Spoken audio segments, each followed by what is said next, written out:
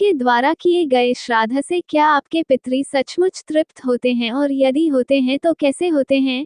यह सवाल आपके मन में जरूर होगा। आओ जानते हैं कि इसका उत्तर क्या हो सकता है। कैसे तृप्त होते हैं पितृ? 1. अन्न से भौतिक शरीर तृप्त होता है। अग्नि को दान किए गए अन्न से सूक्ष्म शरीर, आत्मा का शरीर और मन तृप्त होता है।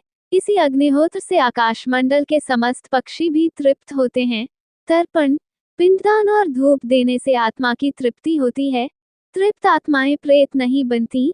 ये क्रियाकर्म ही आत्मा को पितृलोक तक पहुंचने की ताकत देते हैं और वहां पहुंचकर आत्मा दूसरे जन्म की प्रक्रिया में शामिल हो पाती है। जो परिजन अपने मृतकों का श्राद्ध कर्म नहीं करते, उनके प्रियजन भटकते रहते हैं। यह कर्म एक ऐसी विधि है जिसके माध्यम से आत्मा को सही मुकाम मिल जाता है और वह भटकाव से बचकर मुक्त हो जाता है। 2. जैसे पशुओं का भोजन तृण और मनुष्यों का भोजन अन्न कहलाता है, वैसे ही देवता और पितरों का भोजन अन्न का सार तत्व है। सार तत्व अर्थात गंध, रस और ऊष्मा। देवता और पितर गंध तथा रस तत्व से तृप्त होते हैं। दोनों के लिए अलग अलग तरह के गंध और रस तत्वों का निर्माण किया जाता है। विशेष वैदिक मंत्रों द्वारा विशेष प्रकार की गंध और रस तत्व ही पितरों तक पहुंच जाती है।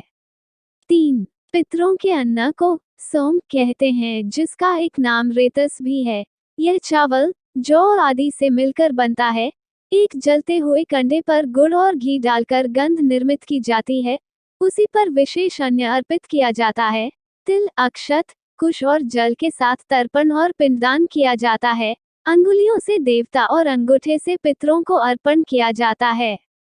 4. पुराणों अनुसार पितरों और देवताओं की योनि ही ऐसी होती है कि वे दूर की कही हुई बातें सुन लेते हैं, दूर की पूजा अन्न भी ग्रहण कर लेते हैं और दूर की स्तुति से भी संतुष्ट होते हैं।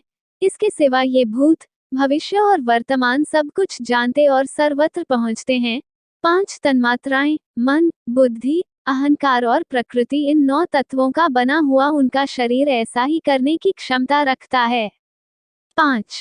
सूर्य की सहस्र किरणों में जो सबसे प्रमुख है उसका नाम अमा है।